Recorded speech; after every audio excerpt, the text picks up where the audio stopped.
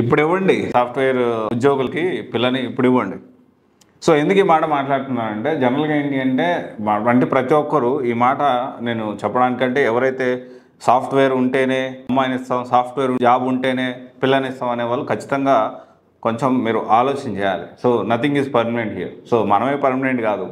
So చాలా business ఉండి ఒక ₹1,00,000 సంపాదించేవాడు, లేకపోతే నాన్ ఐటీ చేస్తూ ఒక 50 నుంచి 70,000 సంపాదించేవాడు, లేకపోతే వేరే వేరే వర్క్స్ అంటే నాన్ ఐటీ జాబ్స్ మార్కెటింగ్ చేస్తూ, లేకపోతే నాన్ టెక్నికల్ జాబ్ చేస్తూ, లేకపోతే చిన్న చిన్న జాబులు చేసి అండ్ వీళ్ళందరూ కూడా అంటే మనం ఒకటే విషయం అర్థం చేసుకోవాలి. I was surprised and amazed.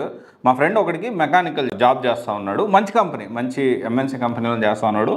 అతనికి ఆల్మోస్ట్ 1,20,000 జీతం. కానీ కేవలం నీకు సాఫ్ట్వేర్ ఉద్యోగం ఉంటే బాగుండేది అని చెప్పి చాలా రిజెక్షన్స్ వచ్చాయంట. చాలా రిజెక్షన్స్ వచ్చాయి. ఐ థింక్ ఇప్పుడు కూడా ఇంకా పెళ్లి కాలేదు. నాకు తెలిసి పెళ్ళి ఏంటంటే ఖచ్చితంగా నాకు మెసేజో లేకపోతే దానికి సంబంధించిన కార్డో లేకపోతే ఫోన్ చేసి నాకు ఇన్ఫర్మేషన్ ఇచ్చేవాడు. డెఫినెట్లీ నాకు చెప్పలేదు, ఇంకా అతను పెళ్లి కాలేదు. And believe me he's earning very good amount. So 1,20,000 నాకు తెలిసినప్పటికీ 1.5 year బ్యాక్. సో అప్పుడే 1,20,000 జీతం వచ్చేది. సో డెఫినెట్లీ 1.5 yearలో ఎంతో కొంత ఖచ్చితంగా పెరిగే ఉంటుంది. కానీ స్టిల్ ఇంకా పెళ్లి కాలేదు. ఏది వచ్చేసి 31. అంటే ఎన్ని రిజెక్షన్స్ లిటరల్లీ. తను నవ్వాలో ఏడవాలో అర్థం కాదు. అరే మెకానికల్ తీసుకున్నాడు, మంచిగా జాబ్ చేస్తూ ఉన్నాడు, మంచి టాలెంటెడ్ పర్సన్. చాలా ఇంకా చెప్పాలి అంటే సాఫ్ట్వేర్ కంటే కూడా మెకానికల్ జాబ్స్ కొంచెం సెక్యూర్డ్ ఉంటాయి.